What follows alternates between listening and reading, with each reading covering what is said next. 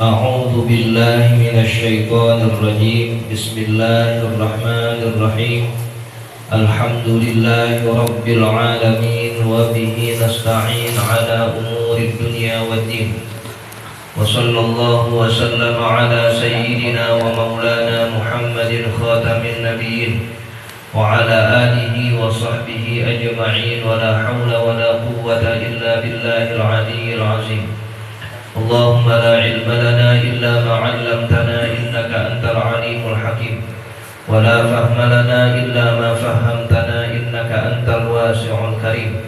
نسأل الله سبحانه وتعالى أن يعلمنا ويفهمنا ويفتح علينا فتوح العارفين، إنه بذلك قدير وبالإجابة جدير، وهو حسبنا ونعم الوكيل. إلى حضرة النبي محمد صلى الله عليه وسلم. الفاتحة. بسم الله الرحمن الرحيم. الحمد لله رب العالمين، الرحمن الرحيم، مالك يوم الدين. إياك نعبد وإياك نستعين. اهدنا الصراط المستقيم، صراط الذين أنعمت عليهم غير المغضوب عليهم ولا الضالين. آمين.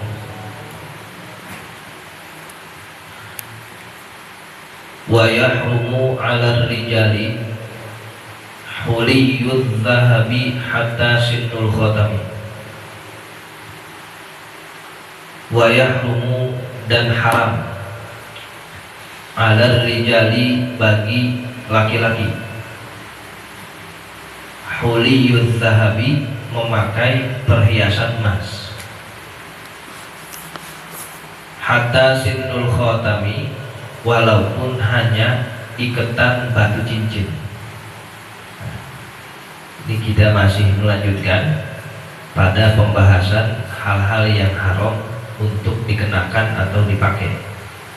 Kemarin sudah tuh penjabaran dari sutra bagaimana bisa menjadi haram dan juga bisa menjadi halal di kondisi-kondisi tertentu. Sekarang hukum memakai perhiasan emas yang benar-benar emas, bukannya besi dicat emas, bukan begitu, tapi memang itu perhiasan terbuat dari emas. Berapapun kadarnya, jikalau dipakai oleh laki-laki maka haram hukumnya. Mau emas kuning, mau emas putih, selama dia emas. Beda kalau umpama besi atau titanium, itu kan bukan emas. Tapi kalau benar ada emasnya, mau hijau, mau oranye, maka haram dipakai bagi laki-laki, meskipun hanya tempat batu cincin atau bahasa kita iketannya. Kecuali besi terus dicat emas, disemprot, nah itu bukan emas. Yang dimaksud di sini perhiasan emas. Dan jangan tuh kita pakai iketan-iketan yang terbuat dari emas murni, kebenaran emasnya. Wal maqliyu bihi, dan haram bagi laki-laki memakai benda yang disepuh dengan emas. Artinya sebelumnya itu bukan emas, tapi ada bagian-bagiannya, ada campurannya, ada emas-emasnya juga, meskipun sedikit, meskipun hanya beberapa persen saja.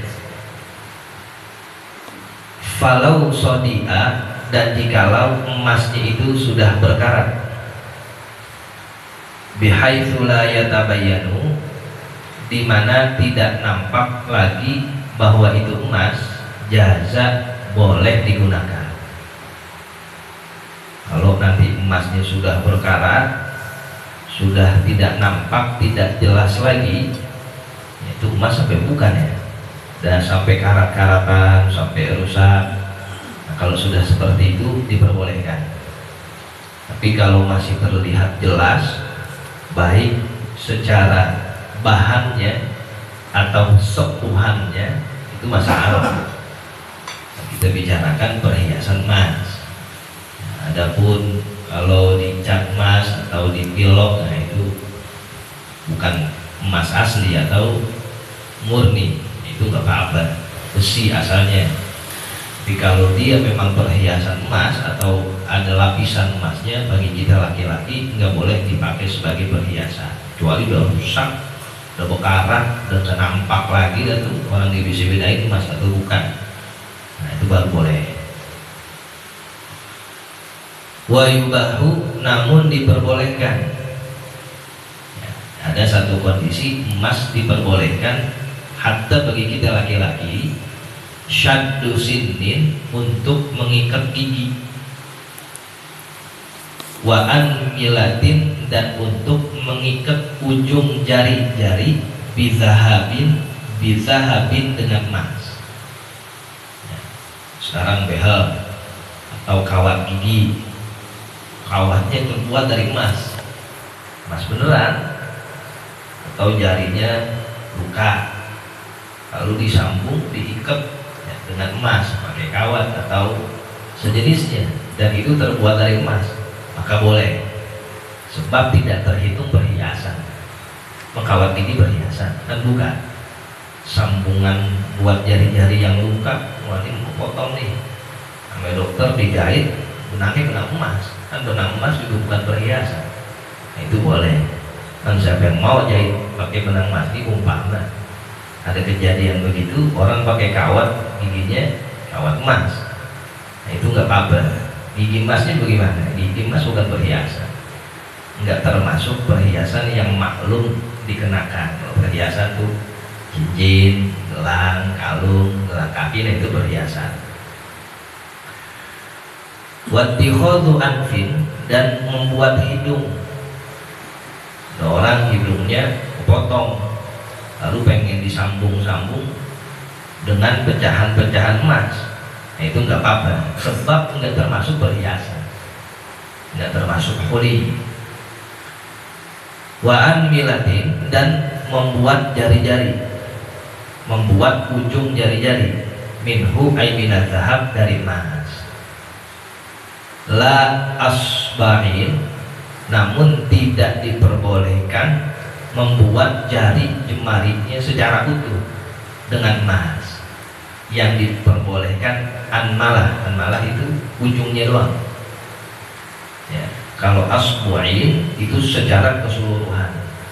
Kalau secara keseluruhan jari-jarinya dibuat dari emas, potong telunjuknya, pengen dirakit lagi, pengen dibuat lagi, kan bahannya dengan emas semuanya begitu. Nah itu yang tidak diperbolehkan. Tapi kalau hanya ujungnya saja, itu masih diperbolehkan. Wa yajuzu, dan boleh juga, ini keadaan selanjutnya, yang emas boleh dikenakan hatta bagi kita laki-laki, dir'un, menggunakan baju besi. Baju yang dipakai buat perang itu namanya dir'un.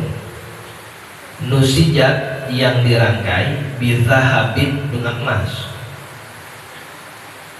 Wa khuzatun, dan menggunakan helm perang, tuliyat bihi, yang dilapisi dengan emas. Limufajaati harbin, ketika ada serangan mendadak dalam perang. Walam yajidu ghairahuma, sementara dia tidak menemukan pakaian selain keduanya. Syaratnya ini, dia lagi perang, sementara sudah berkecamuk serangan-serangan di dalamnya. Wah, diburu-buru, pakai baju besi, nggak ada yang lain nih. Baju-baju besi yang benar-benar dari besi udah habis, sisanya baju besi yang dari emas, itu kepepet, darurat, pakai aja nggak apa-apa. Begitupun helmnya, helm orang buat perang, itu namanya khuzah. Sementara saat itu serangan sudah berkecamuk, sudah mendadak, dia tidak mendapati helm selain yang dilapisi dengan emas. Nah itu tidak mengapa, karena nggak ada yang lain. Tapi kalau masih ada yang lain, masih ada baju besi dari perangnya, masih ada helm besi buat perangnya, itu nggak boleh. Keadaan di sini selama dia tidak mendapati selain keduanya, yaitu yaitu baju besi atau helmnya yang dilapisi dengan emas, maka diperbolehkan. Wa yajuzu, dan boleh bagi kita laki-laki, khatamul fiddati, memakai cincin dari perak. Iketannya itu boleh kita pakai dari perak, yang nggak boleh dari emas. Tapi kalau dari perak boleh. Wa tahliyatu alatil harbi biha, dan menghiasi alat-alat perang biha ay bil fiddah, dengan perak. Nah, itu boleh, karena bukan termasuk perhiasan emas. Batunya ada, iketannya dari perak, ya boleh. Banyak juga dipakai iketan dari perak itu karena memang boleh. Dia mau perang, alat-alatnya dihiasi dengan perak, ya boleh juga, karena perak bukan termasuk perhiasan emas. Kasaifin, seperti menghiasi pedangnya dengan perak. Gagangnya itu, pegangannya dikasih hiasan-hiasan perak, boleh aja. Boloknya dikasih hiasan-hiasan perak, boleh aja. Warumhin, dan tombak, pegangan tombaknya dari perak, boleh aja. Wakobarin, dan kampak, pegangan kampaknya dari perak, boleh. Wasahmin, dan anak panah. Wadir'in, dan baju besi. Nah, kalau baju besi dari perak nggak ada perbedaan pendapat, mau dia ada yang lain ataupun yang tidak. Ini ada baju besi yang bukan dari perak, ada juga yang dari perak, pakai aja dari perak. Nah, itu diperbolehkan, nggak ada perbedaan pendapat. Wajah usyanin, dan tameng. Tameng itu yang kita pakai buat perang, nah itu umpama dari perak, boleh. Wakhutatin, dan helm perangnya. Tadi kan helm perang dari emas, kalau kepepet doang bolehnya.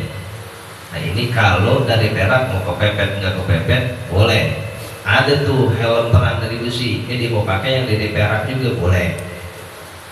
Wakhufin, dan khuf, kalau kita pakai ya, pengganti sepatu itu namanya khuf, terbuat dari perak atau ada hiasannya, boleh. La sarjin, nah sampai sini baru nggak boleh nih. Tidak diperbolehkan pelana kuda. Pelana itu tempat dudukan kita di atas kuda, namanya pelana. Nah, dia memakaikan kudanya dengan pelana perak, nah itu nggak diperbolehkan.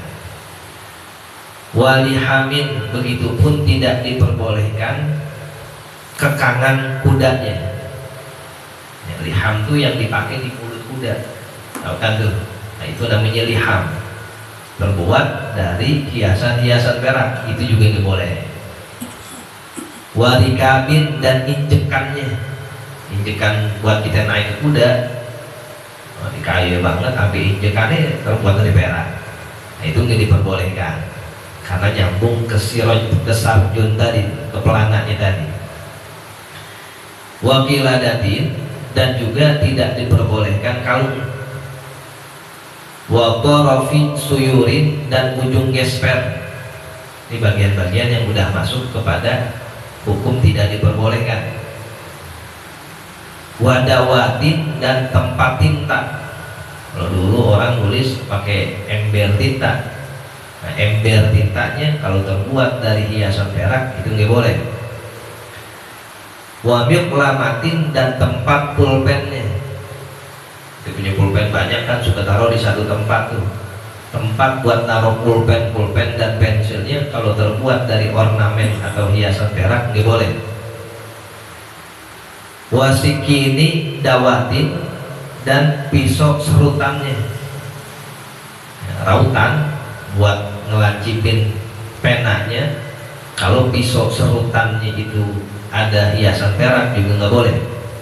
Wamihnatin, dan pisau rumah tangga, pisau dapur, nah itu nggak boleh kalau ada gagangnya yang terbuat dari hiasan perak. Wa ta'liqu qindilin, dan gantungan lampu, walau di masjidin, sekalipun untuk masjid. Masjid ada lampu yang panjang tuh di tengah, Umpama rantai-rantainya terbuat dari perak, itu nggak boleh. Mau di masjid, mau di rumah, ya, mau dimanapun tempatnya, kalau gantungan lampu terbuat dari fiddah atau perak, nah itu hukumnya menjadi tidak boleh. Wa ghairil khatami, dan tidak boleh bagi laki-laki selain cincin, minal huliyi, daripada perhiasan, kapaukin, memakai kalung, seperti ia memakai kalung. Nah itu hukum laki-laki memakai perhiasan bagaimana sih? Kalau perhiasannya itu dari emas, mutlak nggak boleh. Sekarang perhiasannya bukan dari emas, boleh nggak bagi laki-laki? Boleh, tapi kalau cincin saja. Cincin boleh tuh, ghairul khatam, selain cincin nantinya tidak diperbolehkan seperti kalung. Laki pakai kalung dari emas atau dari apapun itu tidak diperbolehkan selama yang dipakai disebut kalung secara adatnya. Wadum lujin, gelang tangan, wasiwarin, dan gelang kaki, watajin, dan mahkota. Kalau mahkota ini para ulama berbeda pendapat. Apabila dia seorang raja, kaisar, dan adatnya memakai mahkota, sebagian ulama ada yang mengatakan boleh, tapi tetap jumhur mayoritas ulama mahkota itu tidak diperbolehkan bagi laki-laki. Kalau perempuan sih boleh-boleh aja. Wa fi saqfil baiti wal masjidi wa judranihima, begitu pula tidak boleh menghias dengan emas dan perak saqfil baiti, atap rumah, wal masjidi, dan atap masjid, wa judranihima, dan tembok-tembok keduanya, tembok rumah, tembok masjid. Orang kayanya rumah semuanya dari emas, bukan temboknya dicat emas, emang emas beneran bahannya, sampai atap-atapnya, pelafonnya itu nggak boleh. Masjid begitu juga, jangan kubahnya, atapnya nggak boleh. Terus gimana itu kubah emas? Ini nggak boleh. Cek dah tuh bener gitu kubah emas, emasnya emas beneran. Kalau cuma disemprot-semprot doang ya boleh. Tapi kalau bahannya murni emas, jumhur mazhab Syafi'iyah itu nggak boleh. Ya, kubahnya, karena kita nggak tahu beneran gitu emas. Nah, atau ada bahan lain terus ya dilapisi dengan keramik emas, tapi kan kita nggak ngerti juga. Kalau emasnya emas beneran, memang murni emas itu, jangan si kubah yang begitu, hiasan-hiasan atapnya ini boleh. Nah, itu mazhab Syafi'i seperti itu. Atau beneran emas lalu dipakai pendapat mazhab lain kan, ya itu kita nggak tahu. Tapi kalau dalam mazhab kita, yang kecil dari tembok-tembok atau atapnya aja, baik rumah atau masjid, itu nggak diperbolehkan. Bagaimana yang lebih besar lagi ukurannya? Nah, sebab di situ ada israf atau berlebih-lebihan, maka tidak diperbolehkan. Falawis tuhlika, dan jikalau hiasan itu sudah hancur, bihaitsu la yajtami'u minhu syai'un, di mana tidak nampak lagi darinya sedikit perhiasan tersebut, bisabki, seperti sudah lebur, jazatil istidamatu, maka menjadi boleh untuk memakainya. Kalau sudah tidak bisa lagi disebut perhiasan, sudah hancur, di orang masih mau pakai, itu baru boleh. Tapi kalau masih nampak perhiasan emasnya, nah itu masih dilarang. Wa illa, dan jikalau masih nampak tidak hancur, fala tajuzul istidamah, enggak boleh untuk dipakainya. Wa yajuzu, dan boleh hukumnya tahliyatul mushafi, menghias mushaf Quran, wal katsbu, atau ke wa yajuzu, ay wa yajuzul katsbu, dan boleh menulis bil fiddati, dengan cairan perak, bil mar'ati war rajuli, bagi perempuan dan juga bagi laki-laki. Mau laki mau perempuan boleh, dia punya Quran pinggir-pinggirannya dihiasin perak ya, itu boleh. Begitupun dia nulis dengan cairan perak, ya, mau perempuan mau laki-laki boleh, perak yang diperbolehkan. Wa yajuzu, dan boleh juga tahliyatul mushafi, menghias mushaf Quran, bil zahabi, dengan emas, lil mar'ati, hanya pada perempuan. mau dengan emas yang boleh itu perempuan saja. Perempuan tuh nggak ada larangannya ya, kecuali nanti dengan berlebihan. Wa yahrumu 'ala rajuli, dan menjadi haram menghias mushaf atas laki-laki. Laki-laki bolehnya menghias dengan perak saja. Wa yajuzu lil mar'ati, dan boleh bagi perempuan huliyudz zahabi, memakai perhiasan emas, anting, kalung, gelang, cincin, gelang kaki. Kalau ada sekalian gelang cincin jari kaki umpama, kulluhu, semuanya, semua yang disebut dengan perhiasan emas boleh bagi perempuan. Hatta na'lu, sampai sendalnya. Pernah lihat sendal emas? Kalaupun ada boleh bagi perempuan, diginin aja, ikatan sendal jepitnya umpama dari emas gitu, boleh aja. Begitu pakai swalu dipakai emas, boleh bagi perempuan. Kulluhu, semuanya yang disebut dengan perhiasan emas boleh bagi perempuan. Wal mansuju bihi, dan pakaian yang ditenun dengan emas, punya baju ya, kancingnya emas, bordirannya emas, emas beneran, emas-emasan. Nah, lalu ya, benang-benangnya dari emas boleh bagi perempuan. Bisyarti, ada syaratnya, ada mil israfi, tidak boleh berlebihan. Nah, ukuran berlebihan itu bagaimana? Nah, masih disesuaikan dengan kebiasaan atau adatnya. Seperti fa'in asrofat, apabila perempuan itu berlebih-lebihan di dalam memakai perhiasan emasnya. Kakholin mi'ata dinarin, seperti memakai gelang kaki yang seharga 200 dinar, harumat, baru jadi haram. Nah, berarti di atas 200 dinar itu udah termasuk israf tuh. 200 dinar berapa sekarang? Sekarang 200 dinar kalau dirupiahin sekitar kurang lebih 110 juta.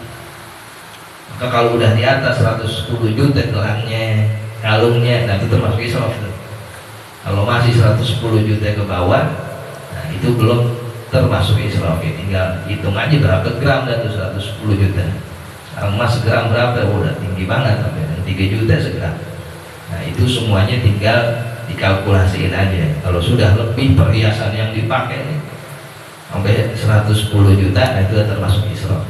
Dan kalau masih ke bawah, di bawah 200 dinar atau 110 juta, nah itu belum termasuk daripada israf, diperbolehkan bagi mereka perempuan.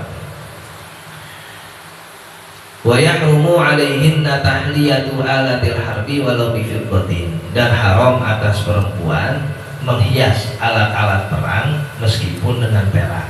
Bolehnya bagi kita laki-laki, sebab yang melaksanakan atau melakukan peperangan itu adalah laki-laki.